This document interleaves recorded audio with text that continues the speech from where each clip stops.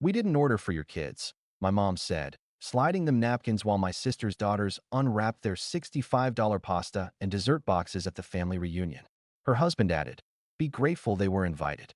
Just whispered, "Copy that." When the waiter returned, I stood up and said, "My name is Chris. I'm 34, the middle child, and the one who gets called when the family group chat is stressed about logistics. I teach ninth grade algebra at a public high school. I like clean whiteboards, cheap coffee, and predictable schedules. I have a son, Max, who is 9, and a daughter, Lily, who is 6. Their mom and I split 3 years ago. We co-parent like we run a small business. Shared calendar, alternating weekends, receipts saved in a folder named Kids, Real Expenses. In my family, I'm the guy who understands numbers, which somehow turned into the guy who is always good for it. My older sister, Jen, is the favorite. She has 2 girls, a shiny SUV, and an Instagram where every caption ends with grateful. Her husband, Trevor, sells solutions for some company that pays him in jackets with logos. My mom floats between baking advice and moral lessons depending on the day. Dad watches sports with the volume low and says, "Don't start." I'm not dramatic. I like things that add up. I like when a pizza has 8 slices and everyone takes 2. I like when a receipt says what it says. That's why I got good at living small. I know the price of milk and the exact time the laundry room is empty. The kids and I make pancakes on Sundays and pretend they're math problems. If Dad flips 3 pancakes per minute, how many pancakes before Lily starts eating the chocolate chips from the bowl? Family reunions used to be at my grandparents' house. Plastic tablecloths, deviled eggs, and aunt crying in the driveway. This year, Mom booked a restaurant for comfort because Grandpa's knees are bad and because she wants the kind of pictures where everyone looks like they taste old money. She sent the invite with a PDF agenda. Arrive 5:45, group photo 6:10, dinner 6:30, cake 7:20. Smart casual. Children welcome. There was a line about family style to prevent overordering and a winky emoji. I dressed like a teacher who's trying too hard to look like he's not a teacher. Clean shirt, the one belt that isn't peeling. Max wore a dinosaur t-shirt under a sweater because he said the sweater was for tricking people, and Lily wanted her sparkly shoes because restaurants like sparkle. We brought crayons and a bag of apple slices. I told them we were meeting the cousins, and there would be bread. Bread always sells it. We got there early because I'm allergic to being late. The place had white tablecloths and servers who carried 3 plates per hand like a magic trick. Mom waved us over to the long table like a TV host doing a reveal. "Look at you," she said, kissing the air near my cheek. "Teacher chic." Jen glided in 2 minutes later, daughters in matching bows, Trevor behind them with the grin of a man who thinks valet parking is personality. He clapped me on the shoulder. "Professor Chris." "Just Mister," I said. The waiter did the speech. Family-style starters, entrees, curated for variety, kids' boxes with pasta, fruit, dessert, and a craft element. He smiled like he loved his job. I believed him. While he talked, Mom slid a stack of napkins toward my end of the table. She fanned them out like playing cards, right in front of Max and Lily. "We didn't order for your kids," she said, soft like it's a favor. "They can nibble from the mains. We don't want to spoil their appetites." "They're not boys," I said, quick habit. "One of them is Lily." Mom fluttered her hand. "You know what I mean." Jen leaned in toward her girls. "Guess what?" she whispered loud enough for the table. "Surprise boxes. With desserts." The girls squealed. Trevor drummed the table with his fingers like a drum line of approval. The waiter came back with 2 cardboard carriers shaped like little houses. He set them down in front of Jen's kids. "2 kids' packages," he said. 65 each. He turned his polite face toward me. "Should I bring 2 more?" I opened my mouth. Mom's hand moved before mine. She nudged the napkins closer to Max and Lily like she was dealing a different kind of meal. "No, we'll share," she told the waiter. "We're a share and care family." Trevor added without looking at me, "Be grateful they were invited." He said it like a joke that wasn't a joke. The back of my neck warmed. Max tugged my sleeve. "Are napkins food?" "Not yet," I said. The table got loud in the way families get loud. Stories layered over stories. The waiter floated in and out with plates, salad bowls, baskets of bread. My kids reached carefully, said please, said thank you. Drew a maze on the paper kids menu that wasn't meant for them. Jen's girls unwrapped their boxes like presents. Everyone nodded like this was normal. The first trigger wasn't the napkins. It wasn't even the line about being grateful. It was the moment Mom caught the waiter's eye when he hovered with the black leather check presenter like a bird waiting to land. She tipped her chin at me the way people gesture at trash cans when they want you to know where to put things. Chris will settle, she said, light, like she was doing me a kindness. He's our numbers man. The waiter looked at me. I looked at my kids. Something in my chest clicked from later to now. I didn't stand up. Not yet. I just put a flat palm on the table and felt it steady under my hand. I said the quietest thing I've said in years, mostly to myself. Copy that. And when the waiter returned, I was ready to say something I'd avoided for a decade. I didn't become the family wallet on purpose. It happened slowly, like dishes piling in a sink. When you finally notice, it's not one plate. It's all of them. When I was 15, Mom asked if I could float Jen $40 for a formal dress because you're responsible with your allowance and you'll get it back Friday. Friday stretched into, I thought you understood what family means, and I learned that in our house, borrow meant don't ask again. At 17, I started tutoring kids in our neighborhood. 20 bucks an hour, cash. Mom bragged to everyone that Jen was so generous with her time, helping the younger girls with makeup for dances, and I handed Jen my cash when she came home crying because they wouldn't let me hold a tab. I told myself I was the nice one. It's easy to be generous when you're a kid who thinks 20 is forever. By 22, I was student teaching, driving a car that clicked when it turned, and picking up shifts at a bookstore to pay for gas. Jen called me from the mall. I need help, she said. It's an emergency. I pictured a flat tire. It was a designer diaper bag she had to get for a friend's shower. We'll split it, and it'll be from both of us, she said. Funny thing about splitting, I paid at the register, and she posted a photo of my sweet find with a caption about adulting. I married young. We were broke in the way you are when your entire kitchen is hand-me-downs and your pantry is 6 different pastas. When Max was born, Mom showed up with groceries and told everyone she was keeping us afloat. The receipt on my counter said otherwise. I'd paid. She'd picked. Jen had her first daughter around then. The whole family moved in orbit around that baby. I didn't resent the baby. I resented the orbit. Every we included me when there was a bill and excluded me when there was credit. I kept telling myself it would even out. I believed in math. I believed that if I kept track and kept calm, the universe would balance the numbers. Here's a list I once promised I wouldn't write and then wrote anyway. 10 airport runs in 1 year. You're already up early, Mom said. You're a morning person. 3 last-minute dog sits because we forgot you can't bring dogs to wine country. $250 for a family fundraiser table Jen didn't want to bother other people about.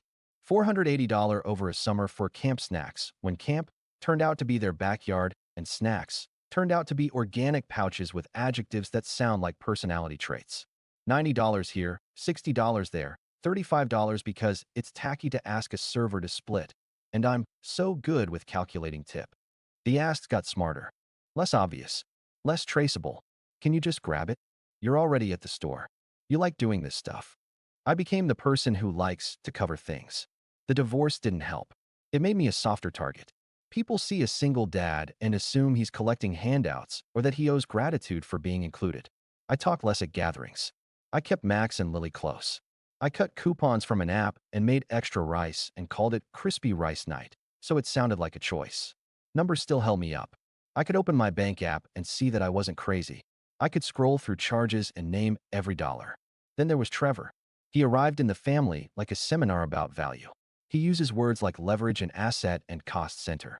The first time I asked him to watch Max for an hour while I ran to school to fix a projector the principal swore was life or death.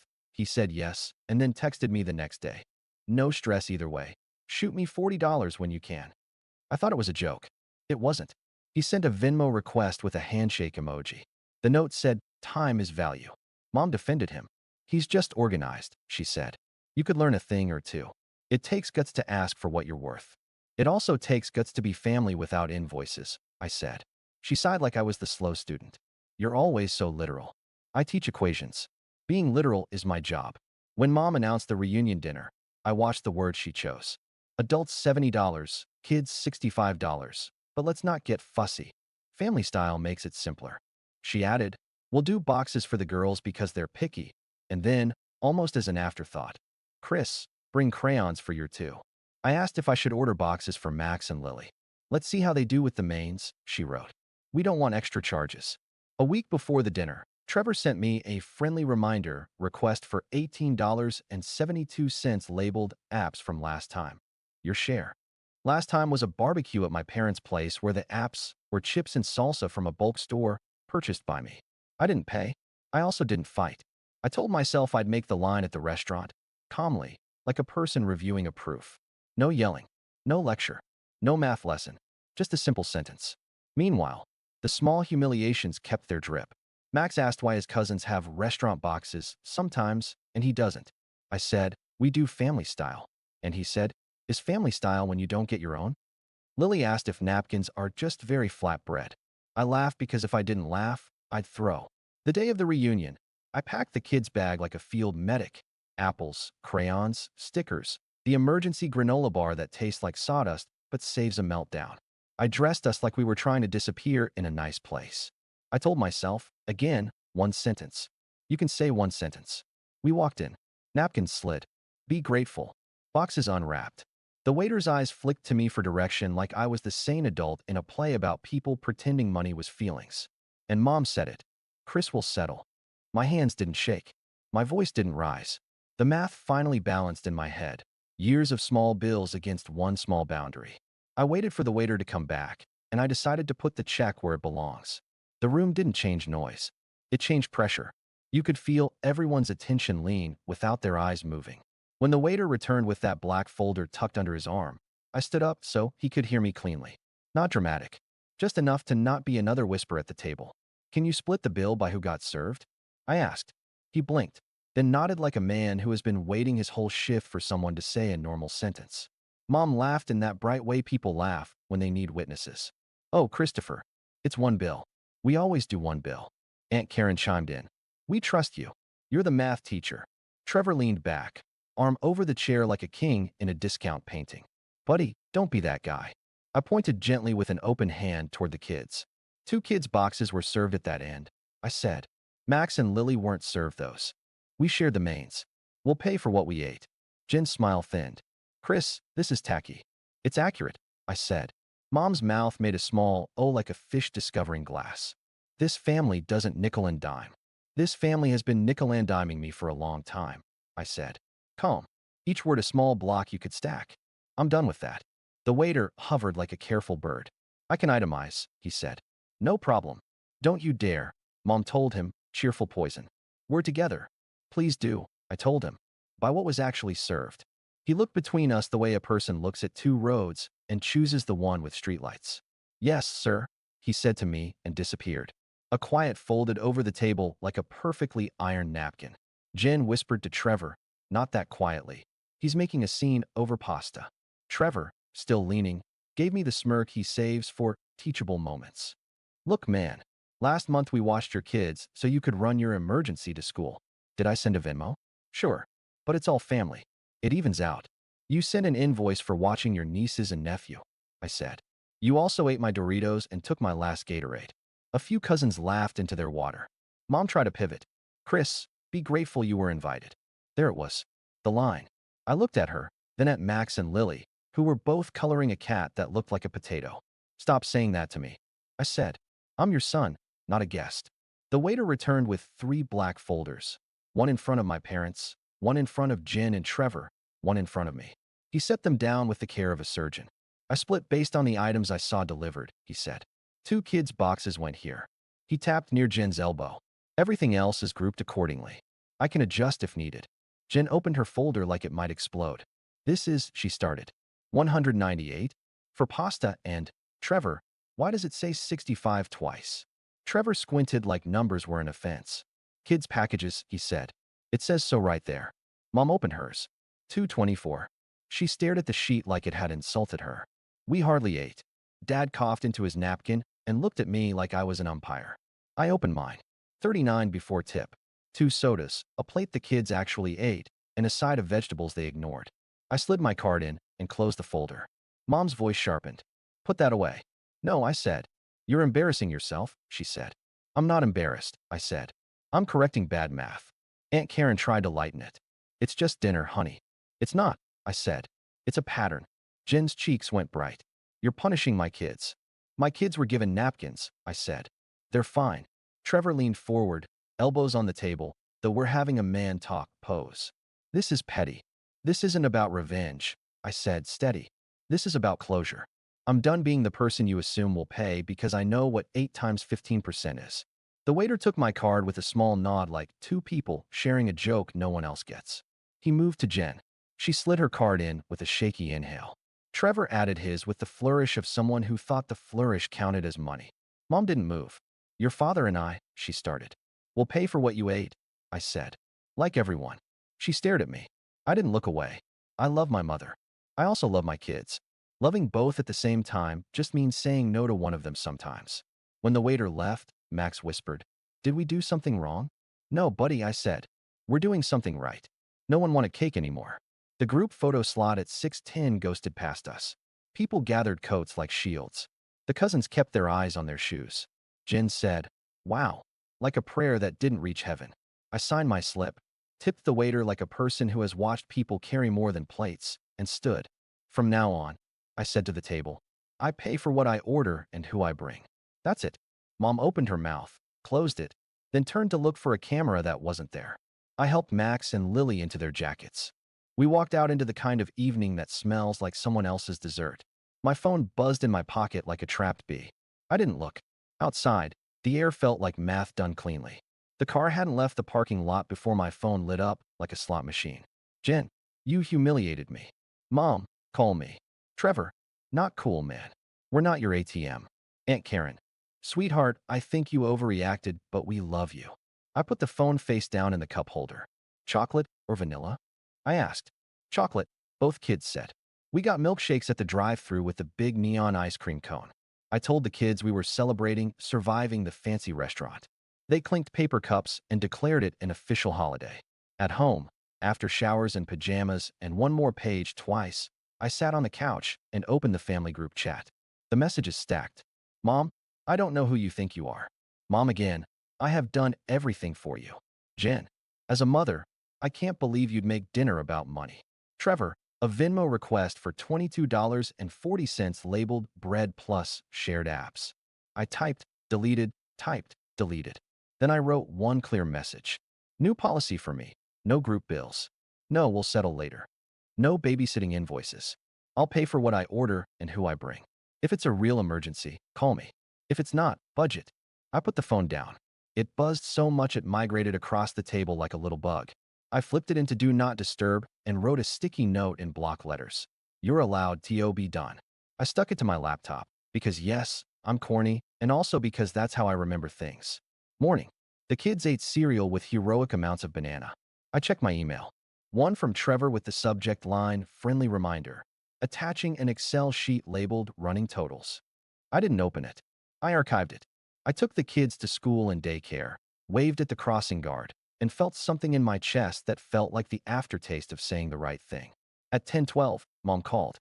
I let it go to voicemail. She called again. Again. At 10:20, she left a message that sounded like a speech she practiced in her car. "Christopher," she began, which is how I know I'm in trouble. "I don't know what got into you. You made me look like a fool in front of my own mother. Your sister is devastated. Trevor is hurt. Be the bigger person. Apologize and I will forgive you." I listened to it twice and heard the line in the middle where she said she would forgive me. I didn't think I needed forgiveness for asking to pay my own bill.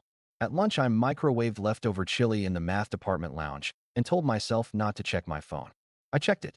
Jen had posted a story of her girls in matching pajamas with the caption, "Protecting their joy."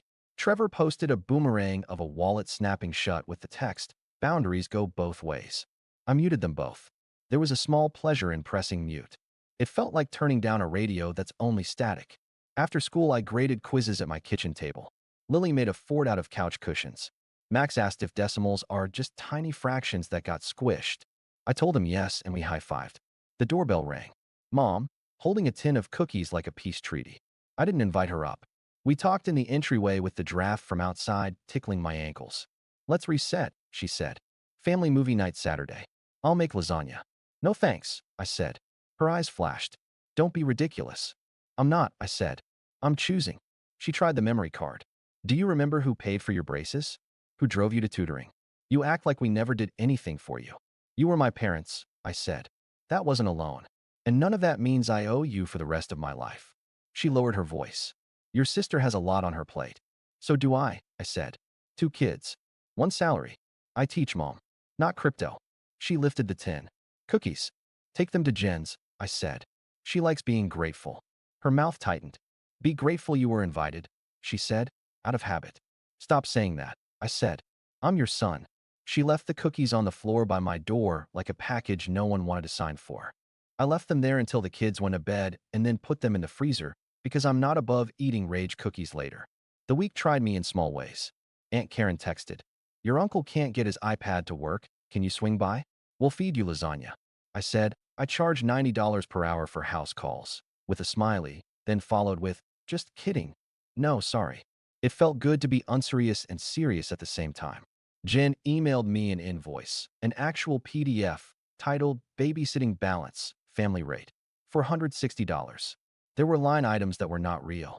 One said, watching Max while Chris got a haircut, which was funny because Max was with me, at the haircut, asking the barber questions about clippers. I replied, no, that's it.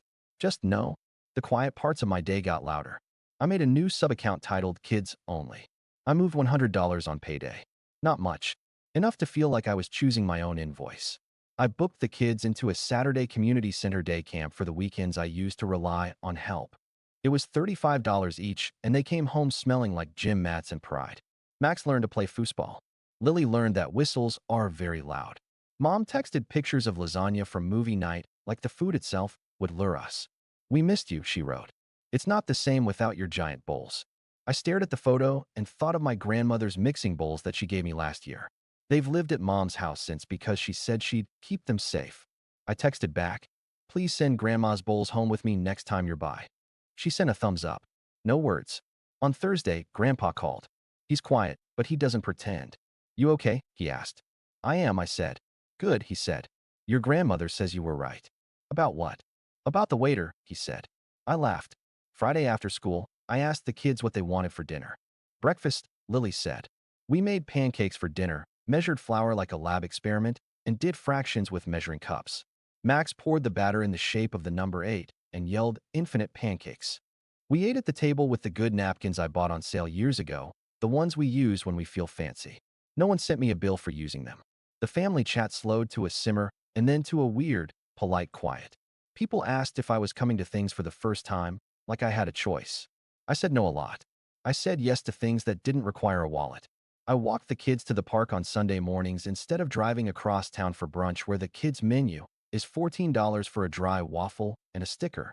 A small package appeared on my doormat a week later, no note.